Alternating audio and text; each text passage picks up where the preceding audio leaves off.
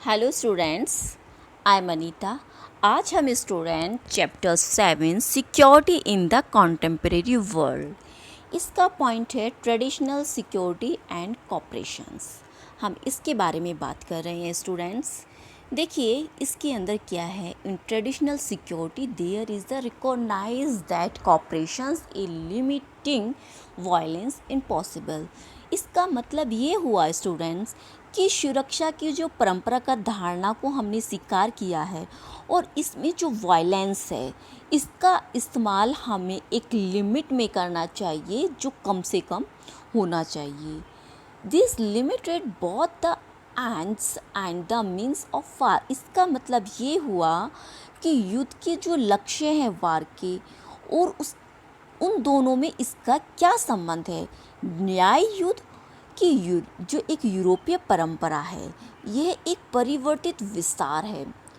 Means आज जो universal acceptance है, यूनिवर्सल एक्सेप्टेड, देखिए जो स्वीकार किया गया है यूरोपीय परंपरा एक पूरे विश्व में माना जाता है कि किसी देश को युद्ध के उचित कारण यानी कि आत्मरक्षा और जो एक दूसरों को जो संहार है से बचाने के लिए करना चाहिए। युद्ध यानी प्रोटेक्ट करना चाहिए, सेल्फ डिफेंस, जेनोसिडिक्स होना। War must also be limited in terms the means that are used. Armies must avoid killing the hunting non-combatants as well as unarmed the unsurrounding combatants. Means इसका मतलब ये हुआ कि उसके बच्चा जनसंहार जो हो रहा है वो बचाने के लिए, एक सुरक्षा के लिए किया जाना चाहिए। मतलब कि एक पॉइंट ऑफ व्यू से देखा जाए तो युद्ध में युद्ध के साधनों को सीमित इस्तेमाल करना चाहिए। इसमें बताया गया है जो युद्ध है, जो वार हो रहा है, उसके जो ऑब्जेक्ट्स हैं उनको सीमित इस्तेमाल होना चाहिए, एक लिमिट में होना चाहिए। जो आर्म्स होती है उसको चाहिए कि वो शत्रु जो निहत्ते हैं, जिनके पास अनआर्म्ड हैं, जो अनआर्म्ड हैं, वो आत्मसमर्पण करने वाले, जो एक कहना चाहिए अपना सरेंडरिंग कर देंगे, उन वाले शत्रुओं को नहीं मारना चाहिए। और जो आर्म्स है उतने ही बल का प्रयोग करना चाहिए, उतनी फोर्स का प्रयोग करना चाहिए जितना आत्मरक्षा के लिए बहुत ज़रूरी होता है, उससे ज़्यादा नहीं करना चाहिए। अगर देखा जाए कि एक सीमा तक जो आत्मरक्षा के लिए ज़रूरी है उतना ही करना चाहिए, बट एक सीमा तक ही हिंसा का सहारा लेना चाहिए और उस बल का प्रयोग तब तक किया जाना चाहिए जबकि वो उपाय असफल ना हो जाए। अगर वार को रोकने के लिए जो उपाय असफल ना हो जाए तभी आर्म्स फोर्स का सहारा लेना चाहिए, वरना उनको अपना जो उसको कंट्रोल करना चाहिए, बहुत ज़्यादा नरसंहार नहीं करना चाहिए, वॉयलेंस नहीं होना चाहिए।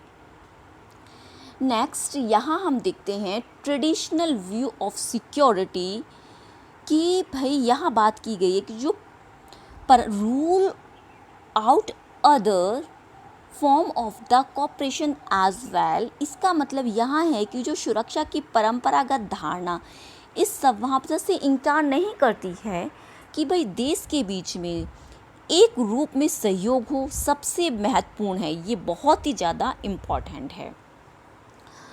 बट ये इम्पॉर्टेंट है कि the most important these are the armaments or arms control, कि इसमें सबसे महत्वपूर्ण है कि इस पर जो निशस्त्रीकरण है, अस्त्र नियंत्रण तथा विश्वास पर बहुत होना चाहिए। जो निशस्त्रीकरण है यानी कि आर्मामेंट्स हैं कि उन पर मांग होती है, कि उनकी डिमांड होती है कि सभी राज्य चाहें तो उनका आकार, ताकत और प्रभाव को भी कुछ खास किस्म के हथियार से के बजाय उनके लिए कुछ एग्ज़ाम्पल है जैसे 1972 बायोलॉजिकल जो एक कहना चाहिए वेपन्स कन्वेंशन था, एक संधि थी, एक समझौता था, इसको 19 बायोलॉजिकल्स वेपन कन्वेंशन मीन्स इस पर एक बात की गई थी, एक मीटिंग थी जो बायोलॉजिकल वेपन्स कन्वेंशन थी। जिसे हम तो इसका मतलब हुआ जिसको हम BWC and the 1992 chemicals weapons conventions means CWC bans the productions and possessions of these weapons। इसका मतलब ये हुआ कि 1992 में जो केमिकल रासायनिक हथियार थे यानी केमिकल्स वेपन कन्वेंशंस था, जिसको CWC में ऐसे हथियारों को बनाना और रखने पर प्रतिबंध कर दिया गया था, उन पर रोक लगा दी गई थी। बट मोर देन 155 से ज़्यादा जो स्टेट्स थे उन्होंने इस संधि पर ज़्यादा से मतलब कि जो BWC संधि पर और 181 देशों ने CWC संधि पर जो एक कहना चाहिए जो बाउंड एक्सेप्ट किया था, इस पर साइन किए गए थे। और इन दोनों संधियों पर दस्तक करने वालों में जो सबसे बड़ी महाशक्तियाँ थी वो कौन सी थी, जो ग्रेट पावरफुल सुपर पावर थी, वो थी स्टूडेंट USA और Soviet union US and Soviet union. अब बात आती है कि ये जो महाशक्तियाँ थी लेकिन जो ये महाशक्तियाँ थी अमेरिका तथा सोवियत संघ सामूहिक जो संहार हो रहा था उसमें जो उनका वेपन्स थे, जो न्यूक्लियस वेपन्स थे, उनका विकल्प नहीं छोड़ना चाहती थी। वो नहीं छोड़ना चाहती थी उसको, इसके विकल्प को नहीं हटाना चाहती थी।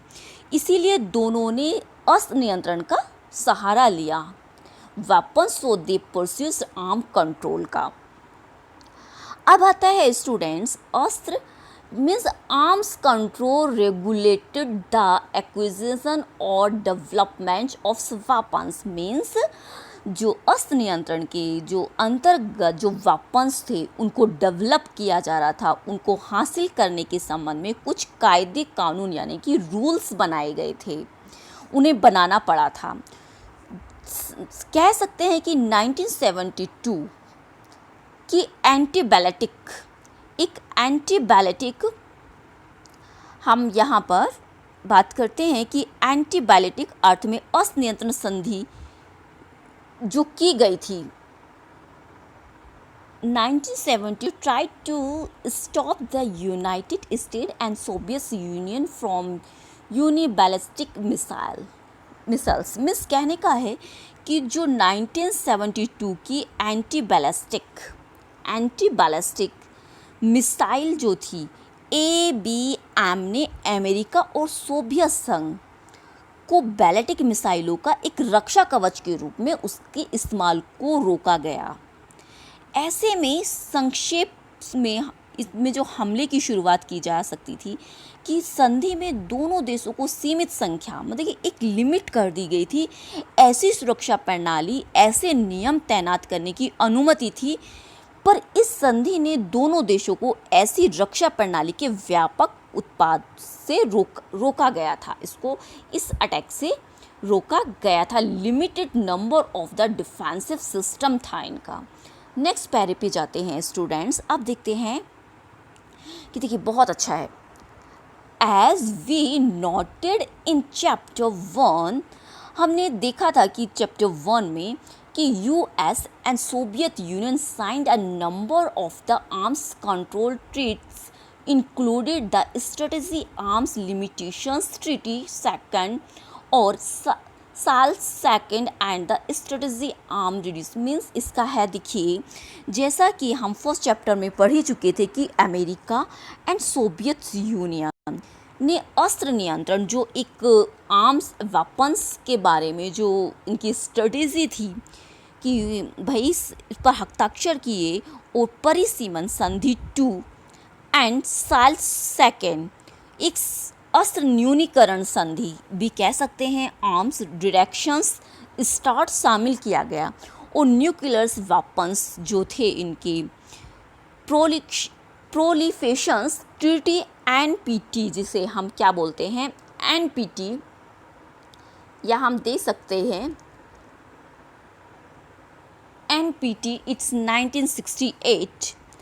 1968 में अर्थ में हम कह सकते हैं इसका मीनिंग था कि भाई किस तरह से अर्थ में इसको नियंत्रण करना था, क्योंकि इसमें परमाणु हथियारों के उपार्जन को कायदे कानून के दायरे में ला खड़ा किया था उन्होंने क्या किया था, इसके दायरे में इसको ला खड़ा किया था।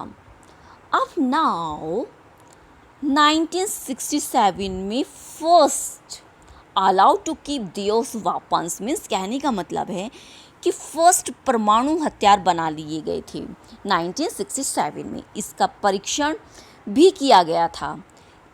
पर क्या हुआ था, इस संधि के अंतर्गत हथियारों को रखने की अनुमति दी गई थी।